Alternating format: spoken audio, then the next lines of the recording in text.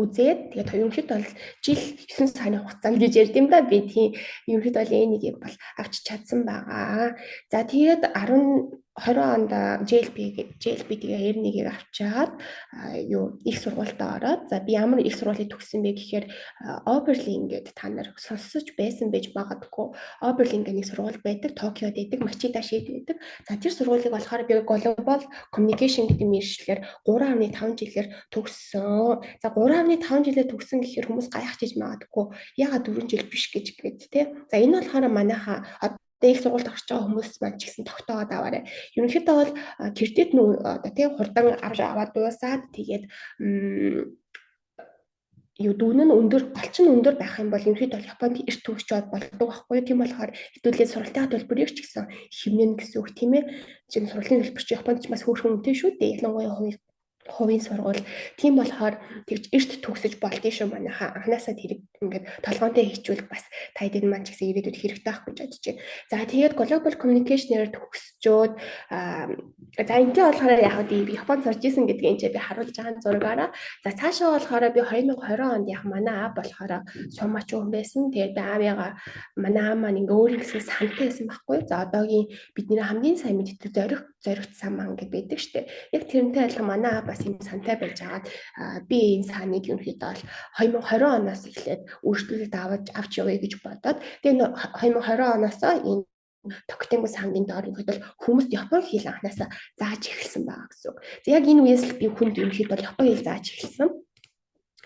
За тэгээд яг нөгөө нэг их сургууль сурж явах явцдаа бас Америк руу энэ төр сурах солилцоогоор энэ төр явжсэн байхгүй юу. Тэгэхээр манайхаа их сургуульд Японд энэ төр их сургуульд орвол энэ сурах солилцооны хөтөлбөр бас айгүй сайн байдгийг шүү. Энийг бас та хэдтэй мэдүүлэх гээд одоо их сургууль сонирхож байгаа орох гээд сонирхож байгаа хүмүүс байж магадгүй. Тийм болохоор би энийг энд ингэж дурдж авч өгсөн байгаа. За тэгээд цаашаагаа би одоогоор би бол Италид байгаа. За Италидас би одоо сурж байгаа. Digital Business Economic гэдэг ийм мэргэжлэр одоо би сурж байгаа. За одоо энэ жилээс би ингээд Италид бол ирээд ерөнхийдөө бол 1 жил гаруй хугацаа болж байна. За яг жилийн хугацаанд бол би яг Италид чинь Арбайто энэ гэсэн нөгөө ойлголт байхгүй, цагийн ажил энэ гэсэн ойлголт ерөнхийдөө бол байдаггүй. Тийм болохоор би одоо өөрийнхөө тий онлайнаар Японы хэлээ бүр олон хүнд түгээж ингэж заая гэж бодоод тэгээ энэ жилээс эхлээд энэ Бэги Чуги гэдэг ингээд өөрийнхөө Японы хэлний сургуулийн юмыг ерөнхийдөө нээгээд онлайнаар одоо Японы хэл зааж байгаа гэсэн үг. За ерөнхийдөө бол ингээд харахаар тий 2020 оноос Японы хэл зааж эхэлсэн. За одоо хүртэл би дандаа ганцаарчлсан хичээл авч байгаа. Яг энэ оны 5 сараас эхлээд бол дандаа групп банк, за ханзны өглөөний анги, юу гэдгийг те JLPT-д бэлддэг анги гэл одоо янз бүрийн ангиуд ингээ нээгээд ингээд явж байгаа. Тэгээд үйл ажиллагаа ингээ хийгээд явж байгаа. Үүнээс цааш гэсэн би нэг одоо бүр юм өргөн дэлгэрхүүл энийг болно гэж бодож байна.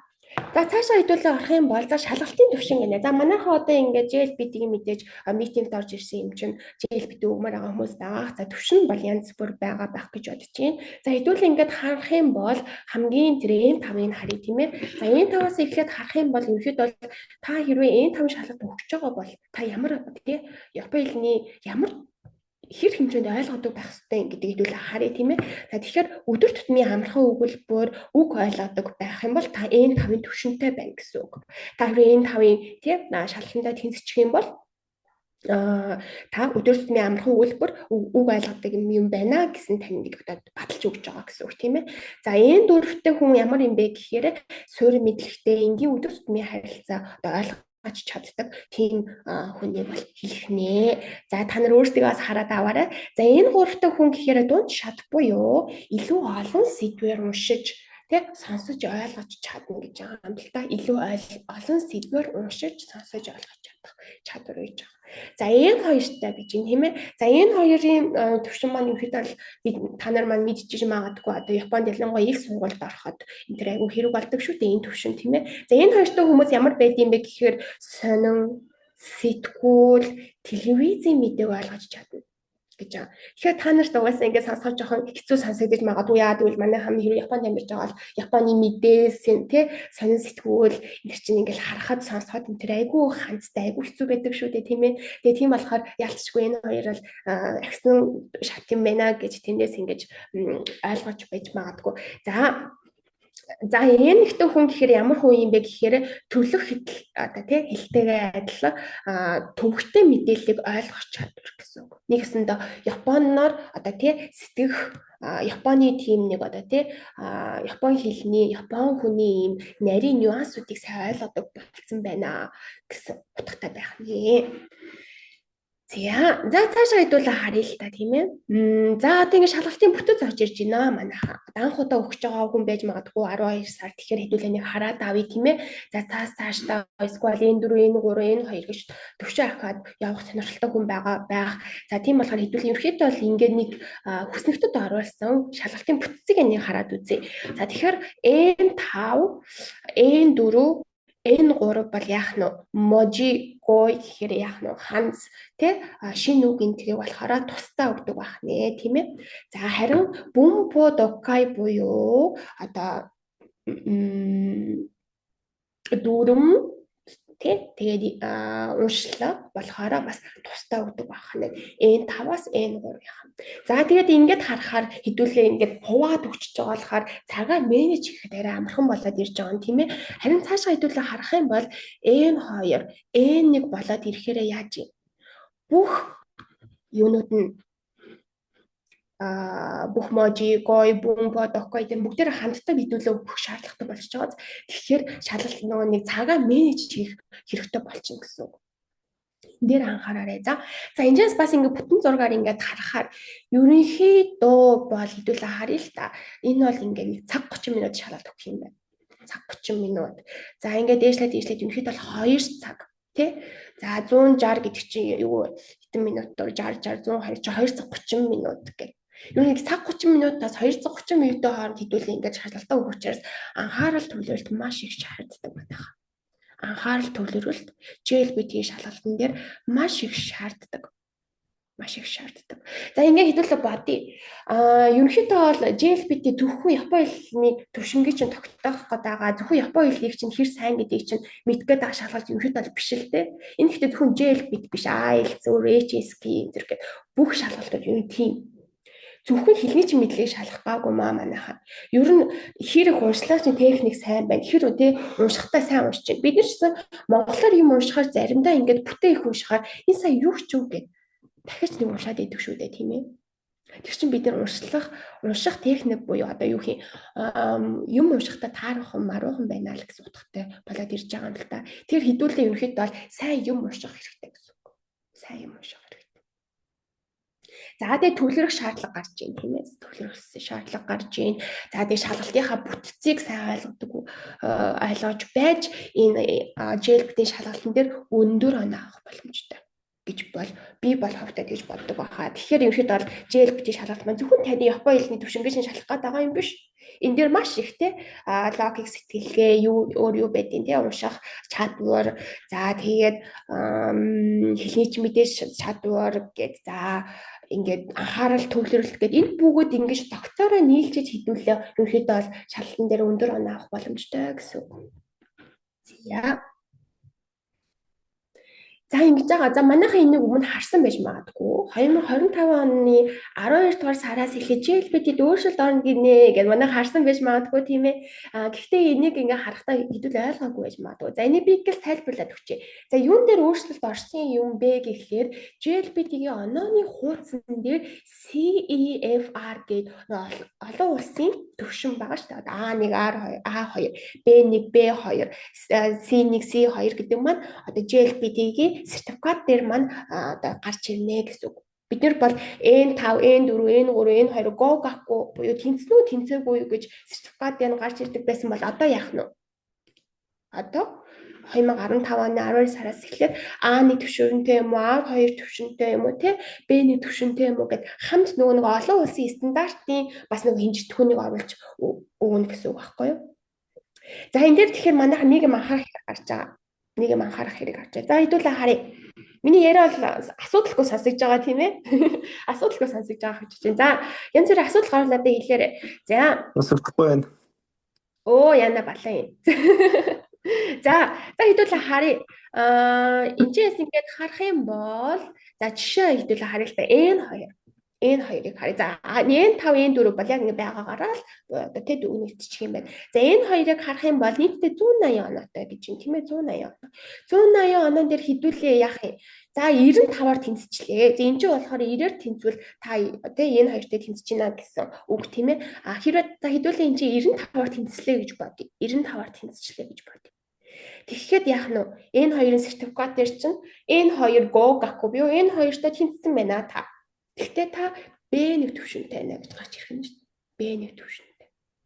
B2 биш ахна шүү дээ. Өмнө нь болохоор хэдүүлээ өмнө ингэж автоматар толгоогоор болоод ингэж ойлгохтой болохоор тий N2 бол B2-тай байх хэрэгтэй.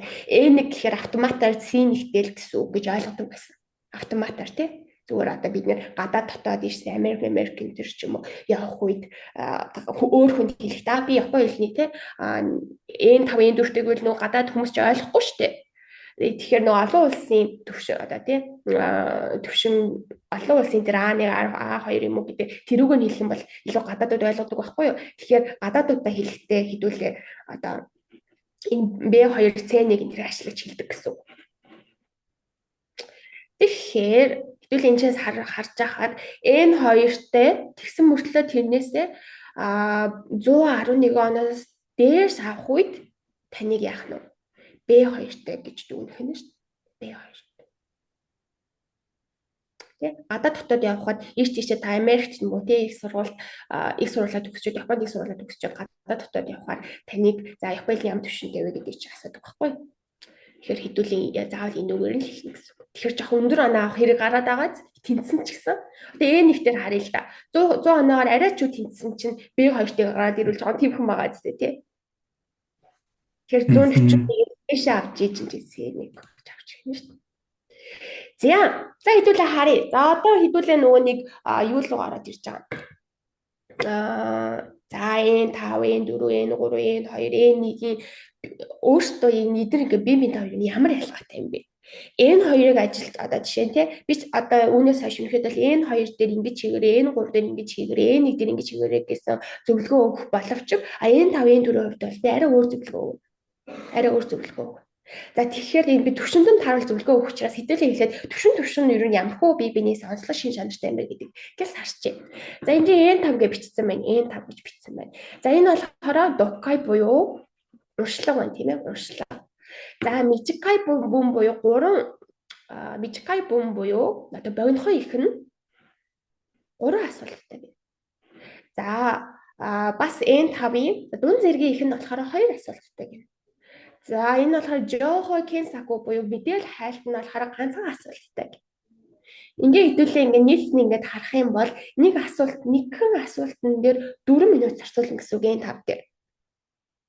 N5 дээр 1 минутан дээр та 4 минут зарцуулж ич цагандаа амжиж бүгдийг нь хийж чаднаа гэсэн үг байхгүй юу? За N4-ийг харъя. N4-т болохоор богинохон их нь 4 асуулттай. За жоохон дунд зэргийн энэ тий хэмжээтэй их нь болохоор 4 асуулттай. За мэдээлэл хайлт нь болохоор 2 асуулттай гээд ерөнхийдөө ингээд харах юм бол 10 асуултанд нэг асуултан дээр нь 2-оос 3 минутыг та зарцуулж ич яах нь цагандаа амжих нь шүү дээ. Цагандаа амжих. За цаашгаа хэдүүлээ явъя. За N3 N2 яах нь гэж. За N3 нь болохоор Mijikkai бум нь болохоор N3 нь болохоор Mijikkai бум буюу богинохон их нь болохоор дотроо 4 асуулттай гэх. За жоохон урт нь болохоор 6 асуулттай. За бүр урт нь болохоор 4 асуулттай. За тэгээ нөө мэдээлэл хайх нь болохоор 2 асуулттай. Нийтдээ 16 асуултанд хэдүүлээ ерөнхийдөө бол нэг асуултанд 2-оос 3 минут хэвдүүлээ зарцуулна гэсэн үг байна. Нэг асуултанд 2-оос 3 минут. За цаашгаа хэдүүлээ харъя. N2 тэгвэл яах юм? N2 гэх юм бол хэдүүлээ энэ 2 айгүйх байдаг те. За там бум буюу Mijikkai бум болохоор ерөнхийдөө бол дотроо 5 асуулттай. За тэгээд дунд зэргийн их нь болохоор 9 асуулттай. За согоор икай буюу ингээ бүтнээр нь та ойлгож ийн үү? Ерөнхийдөө ойлгож ийн үү гэдгийг шалгах нь 2 асуулттай. За чобун гэдэг нь болохоор 3 асуулттай. За жохо кенсаку нь болохоор 2 асуулт. Ингээ нийтдээ 21 асуултанд нэг асуултан дээр манай харж байгаарай. 1.5 минутаас 2 минут зарцуулна гэж. 1.5 минутаас 2 минут. Айгу цөөхөн байгаа. Цөөхөн. Энэ тийм болохоор энэ дэр техник хэрэглээд байгаа байхгүй. За энэ болохоор жишээ юм л да. Би энэ хоёр N1-ийг оруулаа юм манайха. За энэ болохоор жишээ. За хэдүүлээ харъя. Энэ N2-ын жишээ шүү манайха хараад аваарай. За N2-ын жишээн дээр мундай 10 гэж тийм 10 дугаар даалгавар нь товч бичвэр буюу там бүн те. За тэгээд дотроо 5 жижигхэн ихтэй байдаг. 5 ихтэй манайхан боддоо 5 ихтэй. Нэг их нь 200 үсэгтэй. 200 гаруй үсэгтэй.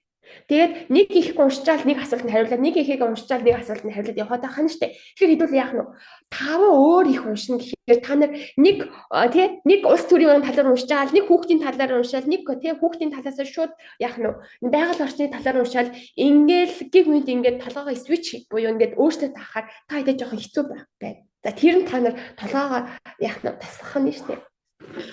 За мунда 11 буюу 11 дугаар тасаад ажил дээр болохоор яаж юм дунд хэмжээний бичвэр нь дотроо 9 асуулттай гин 9 мөн буюу 9 асуулттай. За яах нь нэг их нь болохоор 500 гаруй үсэгтэй. Бага үе шоогоод ер нь 500 гэдэг чинь жоохон их дүү тийм ээ. За мунда 12 нь болохоор харьцуулсан бичвэр буюу A B мундай буюу за А буюу B гэдэг багш намайг B гэдэг сая түр нэрээ хэлээгүй юу? Яна уучлаа.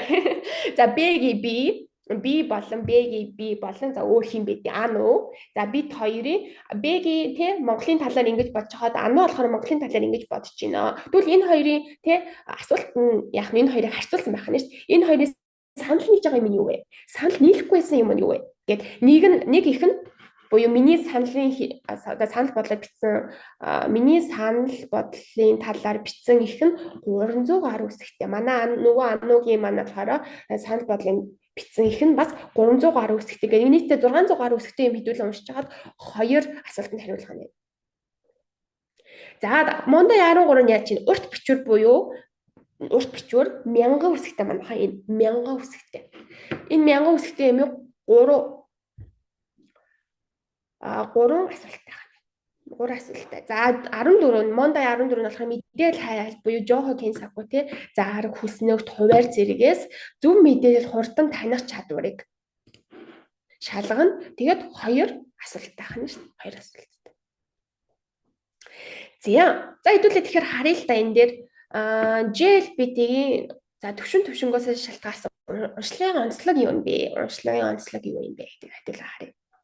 За N5-аас N1 бүгдийг бичсэн байна. Дараалуулж. За N5, N4-ийн хүмүүс надаас асуудаг байхгүй юу? Яаж JLPT-гээ сайн хийх вэ?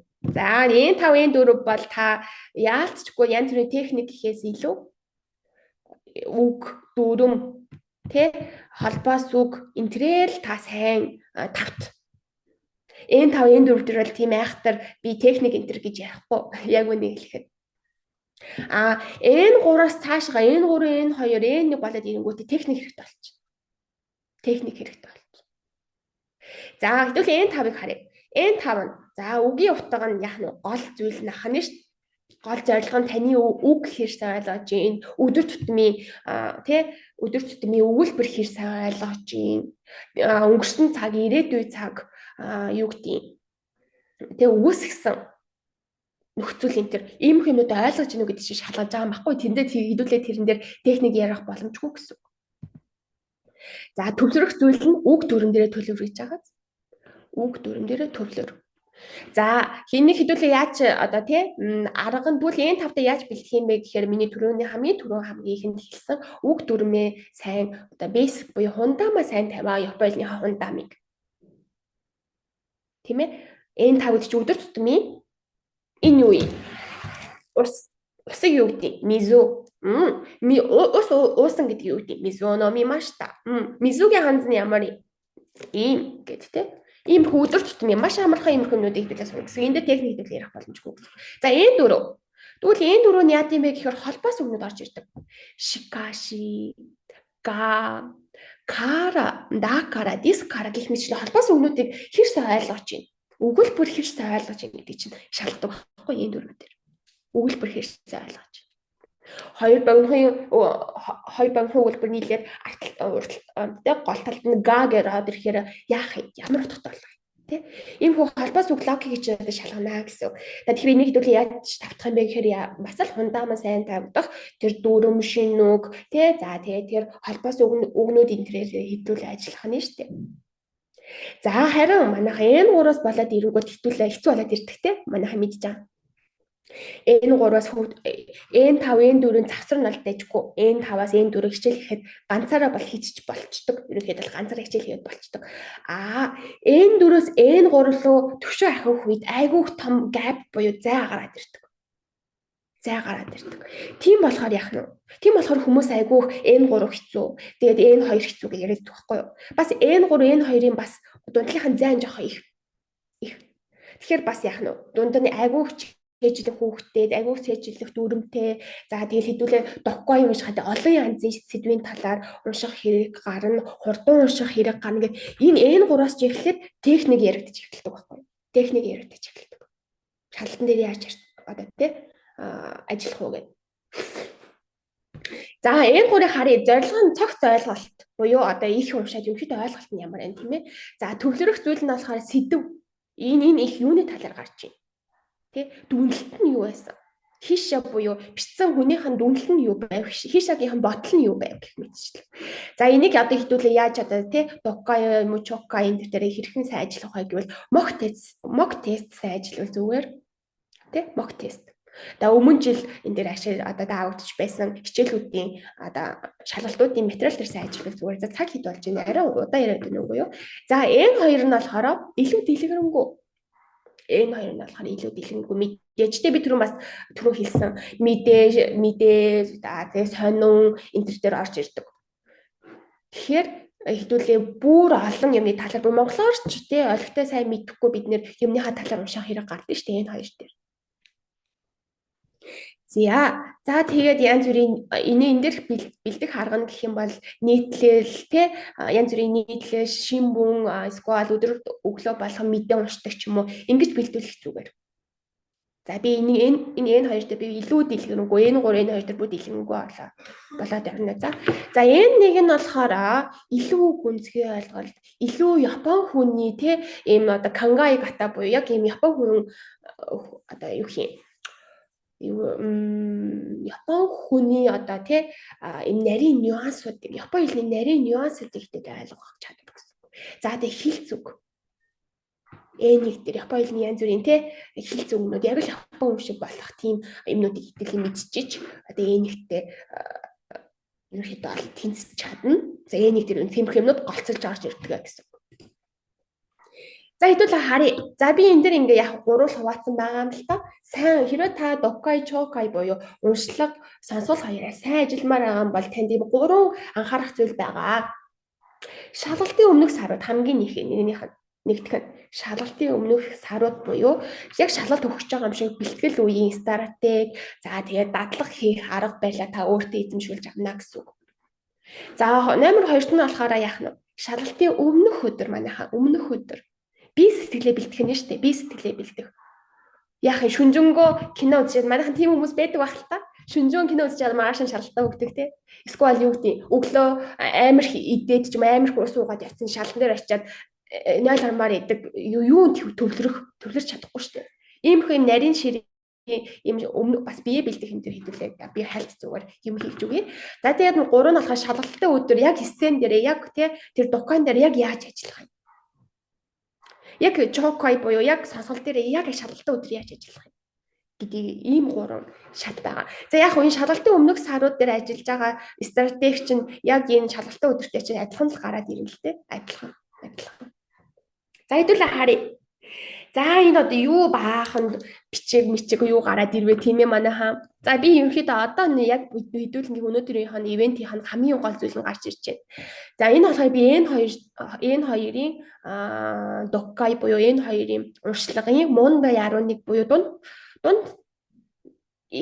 дунд хэмжээний их би ингэж жишээ болгож авч гарч ирсэн байна.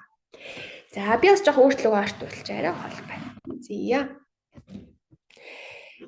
За одоо ингээд их байлаа. За энэ дээр би ерөнхийдөө бол жишээ болгоод за нэг ийм их байлаа гэхэд алинаас нь эхэлж ажиллах юм, алийг нь эхэлж унших юм.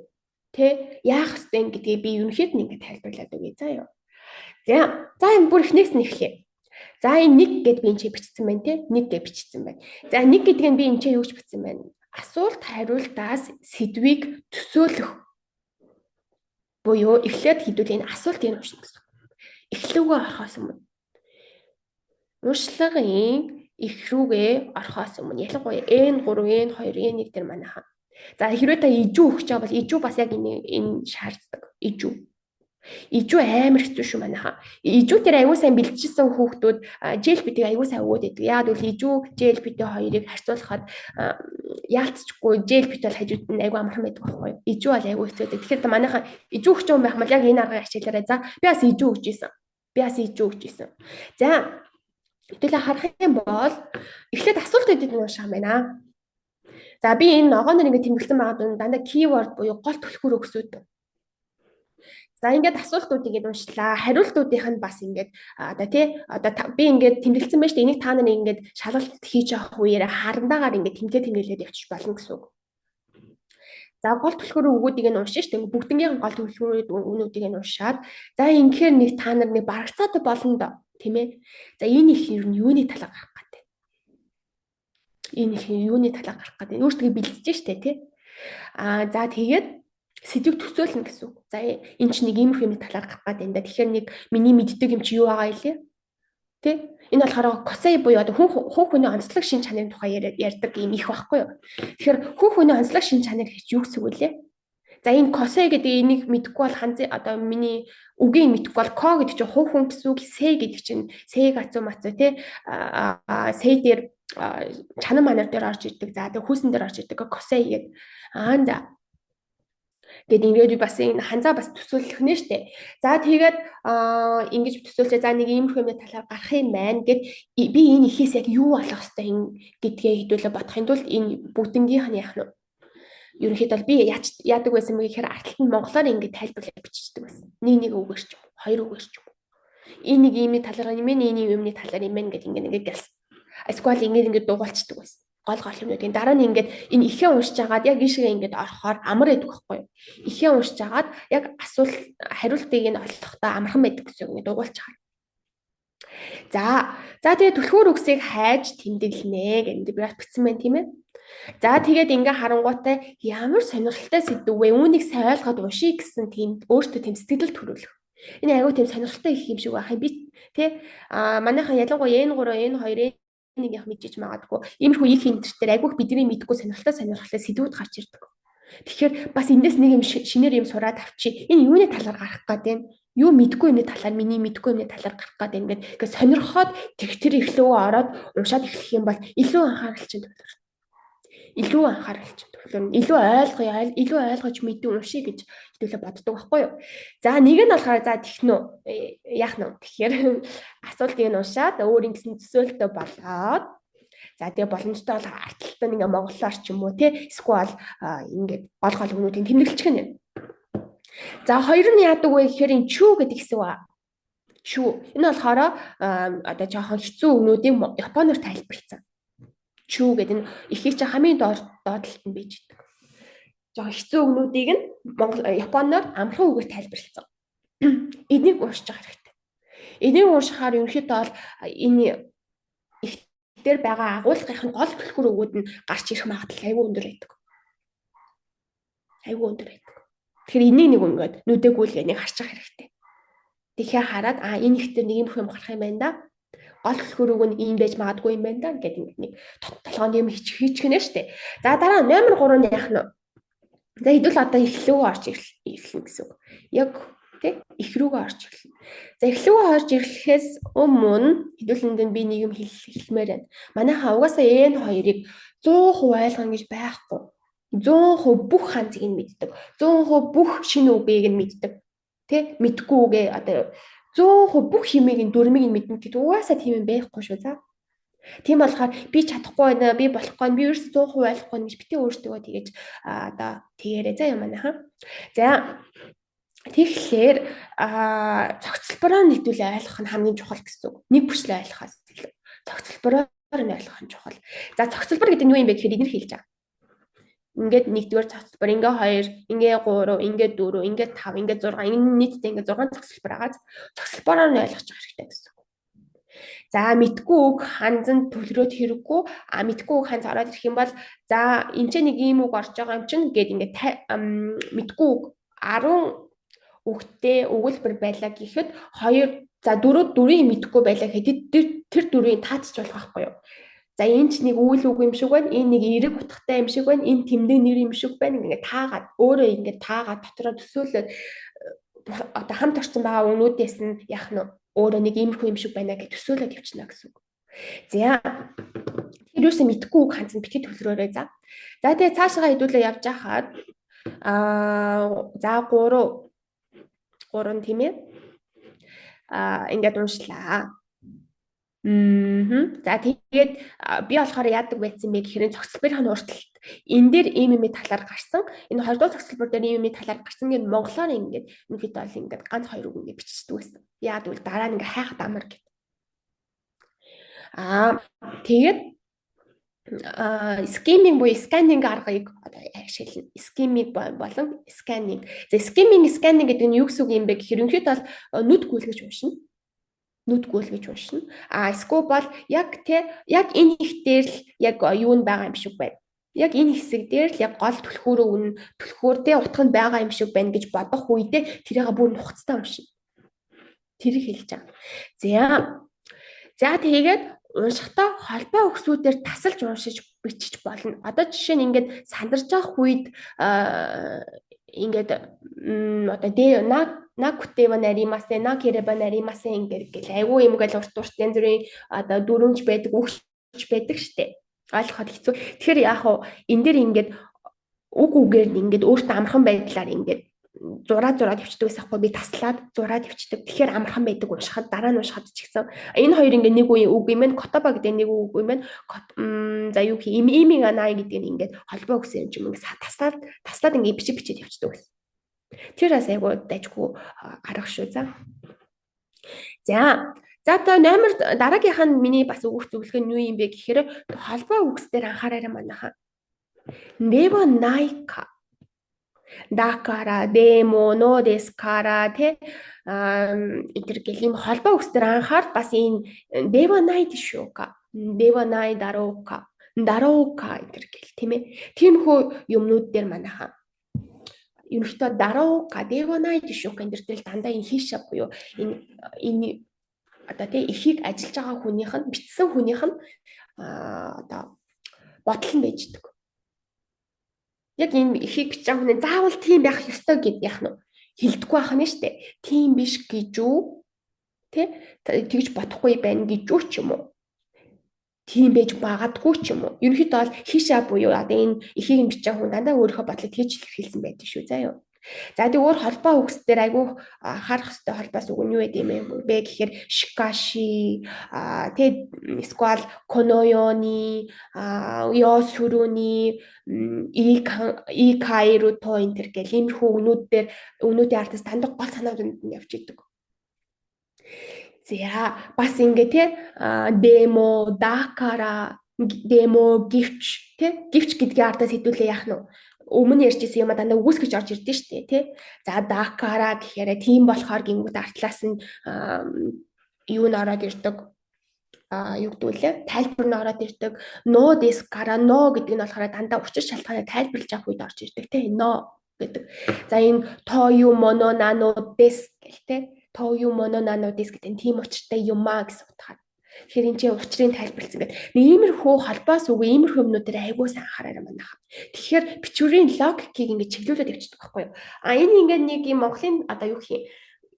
Одоо энэ ингээд сүүний талаар айгуу сайн юм ярьж ийсэн шикашиг ороод ирвэл яах нь?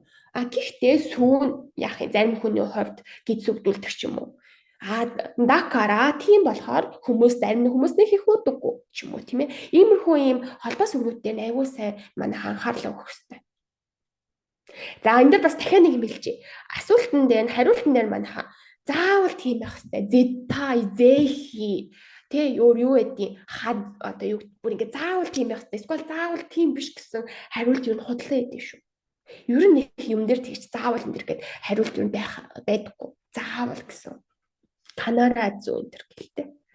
Тийм хариулт юм бол худлаа гэдэг шүү. За бас энэ дээр дахиад нэг хэлчих юм бол логикийн хувьд бас худлаа. Логикийн хувьд. Логикийн хувьд яаж бацсан яаж бацсан үгүүд энэ бүр арай л сони юм байна гэж ботсон юм хариулт бас худлаа гэдэг шүү. Логикийн хувьд. Бүр болохгүй юм арууд ашиглаарай заяа.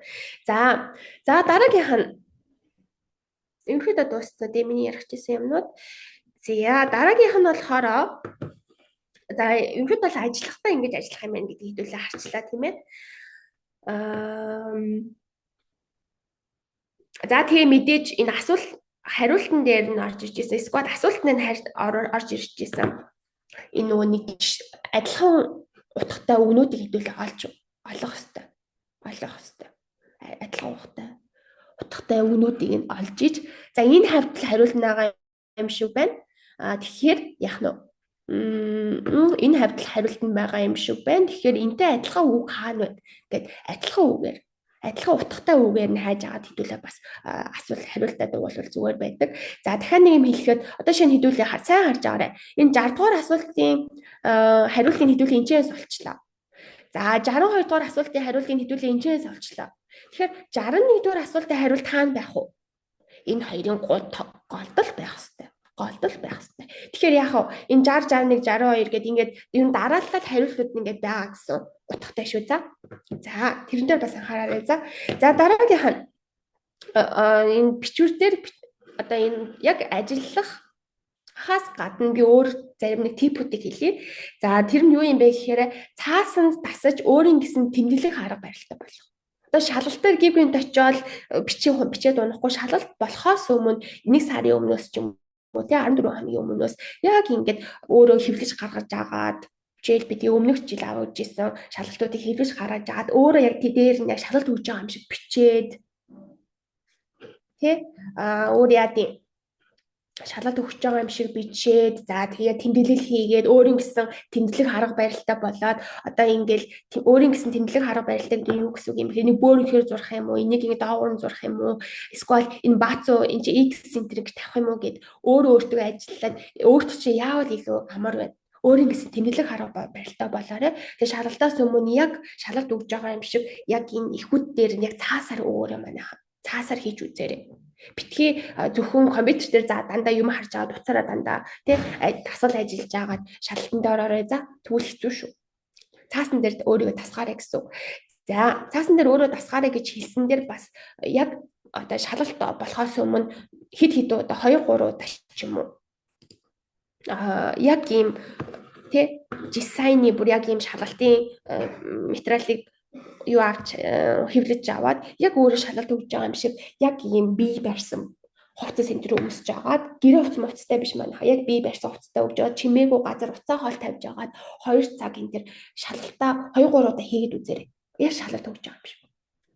Өөртөө үнчээр тэгэд хийгээд үзээрэй. За тийч хийж үзэж агаад за тэгээ шоглоон байгаа штэ. Энд ч бас би шоглоомын зураг байх хэрэгтэй.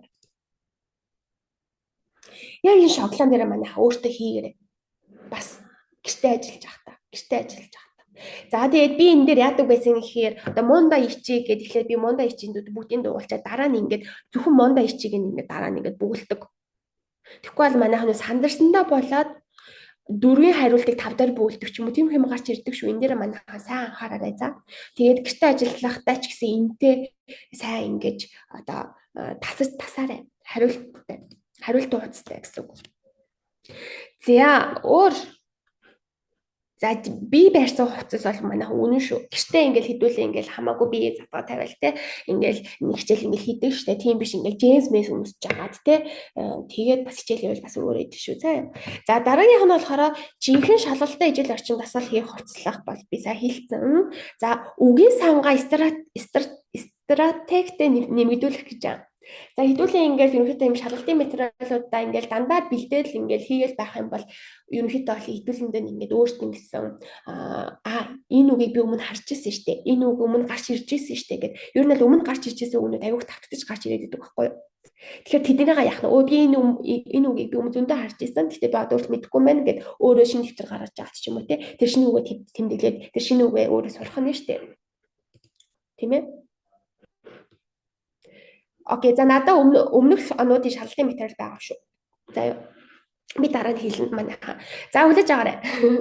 За тэгээ үгийн цаангаа стратегтэй нэмэгдүүлэх нэ. Өмнө одоо энэ шалгалтын материалуудаа ажиллаад яах нь дандаа гарч ирж байгаа өмнүүдийн тэмдэглэж аваад тийм ээ. За анхаарал төвлөрөлт сайжруулаарай. Би бас хамгийн ихтэй хэлсэн. Анхаарал төвлөрөлт чухал шүү манайхаа. Одоо ялангуяа бидний үед утас айгүйх гарч ирсэн байгаа үед бидний анхаарал айгүй муу болсон байдаг. Өөрсдөө мэдлэхгүй. Тэгвэл 2 цаг нэг хүн юмдаа та нар төвлөрөөд суuna гэхээр айгүй хэцүү байж магадгүй. Тэгэхээр баг багаар өөрийнхөө анхаарлыг төвлөрүүлээрэй за. Анхаарлыг төвлөрүүлэх тэр чадвараа сайжруулаарай гэсэн үг.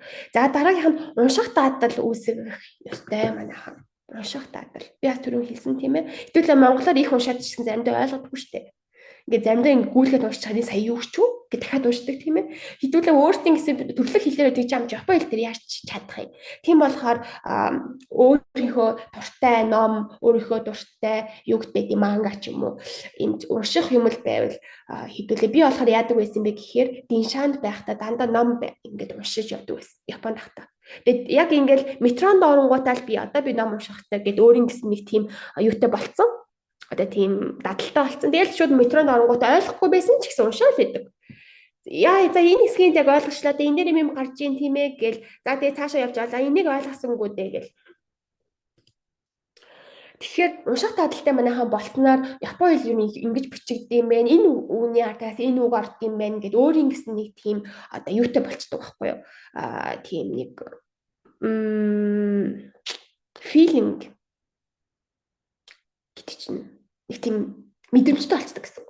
Энэ үний ардаас нэг юм үг ордог энэ дүрмийн ардаас нэг ингэдэгтэй тий гэд юм мэдрэмжтэй болчтой. Тэгэхээр хэдүүл унших чадвараа сайн хөгжүүлэх хэрэгтэй. За бас унших чадвар сайн болоод ингээд дандаа уншаад байхаар хэдүүл ханц гадралцдаг болчдөг. Ханзыг уншиж чадахгүй. За энийг яг л ингэж те суужики гэдэг юм байна гэж уншиж чадахгүй ч гэсэн ингээд ханзыг нь харангуйта энэ ч нэг юм угаалга дээр орж ирдэг те. За энэ тэгвэл нэг угаалгатай л холбоотой ханз байна да гэд бүх ханзыг ерөнхийдөө л тэгээд юу одоо те өөрөө гадралдаг болчдөг байхгүй юу? Тэр чадвар бас та юм унших дадал чинь суучих юм бол тэр чадвар чинь бас давхар өсөөд ирнэ гэсэн үг. За би болохоор түрүү хэлсэн тийм би метронд байхдаа дандаа ном уншдаг байсан. Гэхдээ юм сонирхолтой ном. Одоо ингээл тийм Франц охтууд яагаад эмгтээчүүд яагаад юм гоё байдаг вэ? Ийм талах хийдэг вэ ч гэлээ. Нэг тиймэрхүү номыг тэр уншиж байсан юм аа. Тэр чинь ингээл миний хувьд аягүй сонирхолтой байгаа шүү дээ. Тэгэл тэрийг ингээл уншаад яг юм бодтой ном тийм. Эсвэл нөгөө нэг манай Японы багш өдөр алгаа мэдээ асуудаг гэсэн юм. За ойр үед ямар мэдээ болсон. Гэхдээ мэдээг чинь та нар Японоор хэлнэ гэж боддоо. Тэгэхээр амар хэцүү. Тэгэл манай багш яаж байхдаа амар царайтай гэх юм одоо юм ууртай царайтай байхгүй. Тэгэхээр би загнуулахгүй тулд гэх юм уу нэг айгаал имэйл дандаа нөө мэдээ уншдаг байсан. Загнуулахгүй тулд өглөө алган ойлгохгүйсэн ч гэсэн ингээл хайгаал за нэг юм хүлэн болсон юм байна да гэж уншдаг байсан. Тэгэхээр нэг өөрийн гэсэн нэг тийм одоо тийм унших дадалтай болоорой манай. Тэр бол аягүй сайн үйлчлэлтэй шүү заа юу. За дараагийнх нь болохоор манай аппликейшн ашиглаж болж байна. Аппликейшн дээр юу гэдэг юм те. За ингээд нэг толгом тоглож байгаа юм шиг энэ нь зөв юм шиг байна, энэ нь буруу юм шиг байна гэж нэг ханз манд дөрвөн мөн дээр тиймэрхүү юмнууд идэг штэ. Тэр аппликейшн бас айгүйч тусалдаг шүү. За мэдээж шалгалтын дээр бүглэж тасгай би түрүү хэлсэн. За шалгалтын бүтцээ сайн мэддэг байх хэрэгтэй манайх. Шалгалтын бүтцээ сайн мэддэг байх хэрэгтэй. За шалгалтын бүтцээ ерөнхийдөө бол мэдээд эхлээд за энэчээс нэг юм энэ одоо тийм Японы хэлэн дээр ч юу гэх одоо сүүл хавцааны арай тэг хишагийнх нь юу н гарч ирдээ шүү. Тэгээд ингээд юм шалгалт дээр их ажиллаад байх тусам одоо юу асуухыг ерөнхийдөө гадарладаг болчихдог байхгүй юу. За энэ ихтэйч нэг ийм юм асуух та. Тэ би тэгэхээр энийг тохиолж ийсэн бол би энэ шалгалтыг бэлдчихсэн байсан бол би чинь нэг энэс нэг асуулт одоо асуух байсан баг та. Үнэхээр мэддэг болчтой. Тэгэхээр тийм болохоор тэр бас айгуу дайггүй шүү. Шалгалтын бүтцээ сайн мэдэх шаардлагатай гэсэн үг. Тэгэхээр манайха энэ дээр зөвхөн Японы хэл сайн байх ерөөсөө тийм талаар ярихгүй байгаа. Бас техник хэрэгтэй байгаа стартыг. За дараа нэг асуултын цаг байх хэвээр би тэгтээ жоохон удаан яриад байж магадгүй. За шалгалтын өмнөх өдөр тэгвэл яах юм бэ? Өмнөх өдөр манайха хитрхи их зүйл бэлдээл өөрийгөө стресс түлээд байх шаардлагагүй. Ер нь бол яг хүн хүнээсээ манайх одоо наснаас биед хүрсэн байгаа хүмүүс байж магадгүй өөртөө мэдчихэж магадгүй. А гэхдээ зүгээр яг хэлэхэд ерхэд бол хит их юм. Яг өмнөх өдөр нь тэг гин хичээл хийгээл хөдөлгөж чадчихгүй шүү дээ. Тийм болохоор өмнөх өдөр нь өөрийгөө тархиа 50 байлгаарай за. За тэгээд өмнөх өдрөө бас шалгалтын цаг маршрут за тэг хэрэгслийг энэ төр одоо өрсөлдсөн шалгаарай. Цаг магаа сайн шалгаарай манайхаа. Хичээл шалгалтаас хоцорсон хүмүүс өндөх байдаг шүү. За тэгээд өглөө нь хийх зүйлээ одоо төлөвлөөрэй за. За маргааш өглөө би босонгуудаа тэдэн цагт босоод гэхгүй бол 1 минут нэг цэвэрлэг дугаарлага гараад явлаа тэгэл байхгүй тий. Ер нь бол яагаад би ингэж хэлээд байгаа юм бэ гэвэл JLPT амар чухал байдаг байхгүй. Одоо би шинэ JLPT N1-т би тэнцэж чадсанаар би одоо их сургуульд орохдоо би тэтгэлэгтэй болсон байхгүй. Манай их сургууль N1-т танаас ч гэсэн таны их сурвалжч байж магадгүй. N1-т тэнцэх хүнд сар болгон 50,000 йены юу өгдөг. 5 ман гэдэг чинь Монгол мөнгөөр хийдэг. 1 сая 200,000 энэ төр сая мая төгрөг тий. Тэмж өгдөг гэсэн юм. Би N1-т тэрнээс олол би авдаг байсан. Та нар боддоо. Тэгэхээр энэ уул нь өндөр оноо аваад ч юм уу юу хэлний сайн болчих юм бол та нарт амар амьдрал чинь хэрэгтэй байдаг. Тийм болохоор бүр ингэж нарийн биелээд байгаа шүү заа юу. За тэгээд дараа нь болохоор мэдээж эрт унтаарай манайхаа. Тэгээ нойр нь хүрээд юун төвлөрөх шалгалтан дээрээ ингэж нойр чи хүрээд явах юм бол хэцүү шүү дээ. За унтахын өмнө энэ төр их идчих юм бол хэдүүлээ олигтой нөө гидсэн хоолой боловсруулах гад сайн амарч чадахгүй тийм ээ. За тэгээд мэдээж жукенхё гэж өгдөө хөдөлгөж JLPT-д за би юу ч гэсэн бичсэн. За тэгээ пассворд эсвэл ID-га харандаа балуул хит аваад ороорой манайха хит аваад ороорой. За тэгээд ам энтер цангадаг ус авч орж болт штэ. Ус авч орж болдог. Усаа авч ороорой. За тэгээд мэдээж манайха зарим JLPT-ийн газрууд JLPT авч байгаа газрууд анги дотор нь цаг байдаггүй шүү. Цаг байдаггүй. Тэгээд яг шалгалт яг дуусахаас бокка энтер дуусахаас 5 минутын өмнө 10 минутын өмнө хэлдэг. Одоо 10 минут үлдсэн байна гэд. Бид нар ч нөгөө нэг юмаа ингээл өстой хийхсээр адил цаг чи аюу хурдан явцдаг. Яг л дундаа орж исэн чи цаг чи 10 минутын дараа гэвэл аюу хэцүү шүү дээ. Тэгэхээр хэдүүлээ өөртөө гэсэн смарт watch биш. Яг ийм энгийн ийм watch цаг аваач ороорой заяа. Тэгээ ингээ ширээлэр ингээ тавьчихдаг. Одоо эдэн минут дутуу байна. Одоо эдэн минут дутуу байна гэдэг. Цаг манайха авч ороорой за. Энгийн цаг. За тэгээд манайха одоос эхлээд хүмүүс айгүйх сандарч байгаа. Ялангуяа одоо 4 сард их сургуульд ормоор идэг. Тэ энэ хоёртой тэнцчмээр идэг 12 сард. Тэгээ айгүйх юм сандарч байгаа. Яна би чадах болов. Одоо ингээл тэ хэл ер нь ингээл өнөөдөр амар хичээл хийгээл маргааш хилэндээ шууд сайн болчихдгоо. Хилний нөгөө нэг юу outcome буюу хилний үр дүн нь ердөөс маргааш нь харагддаггүй байхгүй юу? Хилний үр дүн хилэндээ чи сайн болсон байна гэдэг чинь ерөнхийдөө айгүй урт хугацааны дараа харагддаг. Би ч нэрээ чадаад байгаа мó? Хөөе би ч нэрээ ярьчлаа штэ. Хөөе би энийг ойлгочлаа. Энэ төр гэл тийм ээ. Ийм хөө юм энэ төр айгүй болтыг шүү заяа манайхан. Тийм болохоор бити бас өөрөөсөө би яагаад Японы хэлтэй сайн болохгүй. Би ч үл нойроо те. Эсвэл энийг сар айгүй Японы хэлний хичээл хийлээ те. Гэж бодож болохгүй шүү за. Угаасаа юу н үр дүн айгүй орой гарч ирдэг. Тэгээд бас сандрах чинь маш хэвэн зүйл. Манайхан бүгдээрээ сандарч байгаа. Би бүгдийг мэдчихэв. Манай сурагчид гэсэн бүгдээрээ сандарч байгаа. Тэгэхээр энэ өртөөс хэвийн зүйл шүү заа юу. За тэгээд шалгалт орохоос өмнө энэ кофе энэ хамаагүй их ууж иж зүрхчин дэлсээд ингэ сандарч байгаа юм шиг бүр нэг юм болов. Тэн дээр анхаараарай. За сонсголын хэсэг тэгвэл яах юм бэ? За сонсголын хэсэг бол би гол хэдийн юмнууд хэлчихье. Ерөнхийдөө бол шалгалт өгөхөөс өмнө бүх сонсож байгаа юм Японы хэл болгочих. Японы хэл болгочих. Дуугаа ч гэсэн Японы болгож бүх юм Япон болгочихсан. Тэгэхээр нөгөө нэг өөрсдөө орж ирж байгаа энэ сонсож байгаа юмнууд чинь Япон болчихоор Японы хэлэн дээр нь алдцтай болоод ч юм уу юмыг ингэж илүү мэдээ салгаж сонсон шүү дээ. За хамгийн чухал манайхаа сонсгол дээр хамгийн чухал юм юу байдаг гэж анхаарлаа маш сайн төвлөрүүлэх. Нэг л анхаарал царинаар эхнээс нь буруу хийгээд эхэлчих юм бол яана би сая буруу хийчлээ гэл хоёрдугаар асуултаа хийж байгаа юм байж яана би саяны нэгээ зөв хийсэн болов гэл нөгөөтөө ингээ бодоод ахаар анхаарал чинь төвлөрөхгүй ингээд байдаг байхгүй. За тэр эхний тэр буруу хийсэн бол яах вэ? Буруу байж лээ. Хоёрдугаараа зөв хийчихээ л та. Тэгэхгүй бол нэгнийхэн нэгийг би зөв хийсэн болов уу гэж бодоод байх тусам 2 3 4 олигтой сонсож чадахгүй. Тэгээд ганц л явагдаж штэ тэр сонсголт чинь тийм ээ. Тийм болохоор тэр чинь ингээд өнгөрөөд явчихвал яах юм. Тийм болохоор дор нь яг анхаарлаа сайн төвлөрүүлээд яваарай за. За тэгээд бас хамгийн чухал юм дээр юу гэдэг юм бэ гэхээр аудио эхлэхээс өмнө тэр нэг одоо хариултууд байгаа штэ. Энэ хариултуудыг маш сайн уншаад ойлгочих. Маш сайн уншаад ойлгочих. Тэгээ би бүр ингээ монголоор биччихдэг байсан юм. Ингээ монголоор биччихдэг. Тэгээд монголоор ингээ бичгээр яагаад гэвэл ингээ шууд ингээ нүдэнд харагдахгүй. Тэгэхгүй л ингээ сандарч байхад ингээ японоор ингээ харахаар бас ингээ харагдахгүй тий. Тэгээ монголоор ингээ биччихдэг бүгдийг ингээ ойлгочтой. Тэгээд аудио эхлэхээс өмнө бүгдийг ингээ ойлгоцсон байхаар энэ аудионы юу гарч ирэхийг ингээ төсөөлөлт олчдөг. Тэгэхээр бас арай ингээ сэтгэл амар болчдөг. Тэгэхгүй бол гин үдэж байгаа гиг нэг юм сонсоол ороод ирэхээр дараа нь тэгэл нөгөөдгөө сонсож явахдаа энэ асуултаа уншина гэж манай хаваагсаа байхгүй. За би бас энэ дээр ашигладаг юм юу юм бэ гэхээр би эрэгтэй эмэгтэй гэж бичиж жагаад маш сайн тэмдэглээ гэдэг байсан. Сая эрэгтэй нь ингэж хэллээ, эмэгтэй нь ингэж хэллээ. Эрэгтэй нь ингэж хэлсэн чинь эмэгтэй нь өгөөсгөлээгээд арталтаа ингээд x тавьж байвал те. Өөр ингэсэн тийм арга барилт болох нь шүү дээ. X тавиал за энэ тэгвэл буруу болох юм байна. Энэ тийм байна гэдэг маш сайн хараад төгөлж ингэж хэдэг шүү заяа манайхаа. За өөр юу хэлье гэж бодож илаа. Тэгээ дундуур сонсголын дундуур бүхэл юм тэмдэглэж аваарай. Тэгэхгүй бол хүн марцчихдээ шүү. Марцчдаг. За нэг иймэрхүү л байх шиг байна да манайхаа. За асуултын хэсэг гэж гаргахгүй те хэдүүлээ. За юу ч гэсэн юу надтай яаж холбоо барих юм бэ гэдгийг би хэлчихье. За би болохоор N3 өгч байгаа хүн байх юм бол энэ Begi Chuki гэдэг энэ Япон хэл гэдэг YouTube хуудас байгаа. Би энэ дэр бүх N3-ийн дүрмүүдийг тайлбартаагаар өөрөө тайлбарлаад оруулсан байгаа. N3-ийн бүх дүрм байгаа.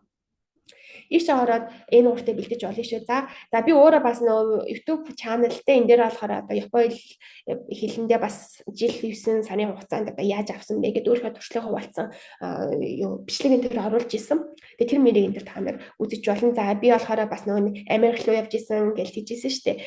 Эрт төгсөн мөксөн гэх нэг иймэрхүү та нарт хэрэгтэй Японд сурахад ер нь сая би таны те Америк руу явсны чинь сонслоо. School Global Communication-ээр төгсний чинь сонслоо. Тэр ямар байдаг вэ гэдэг миний туршлагаас асуух юм байвал надтай холбогдоод асууж болно шүү заяа. За тэгээд энэ Discord байгаа манайхаа надаа уулна. Discord зарим нь Discord-оос орж ирсэн байж магадгүй. Би энийгээ бас олигтой авч явж чаддгүй. Энэ community байхгүй юу?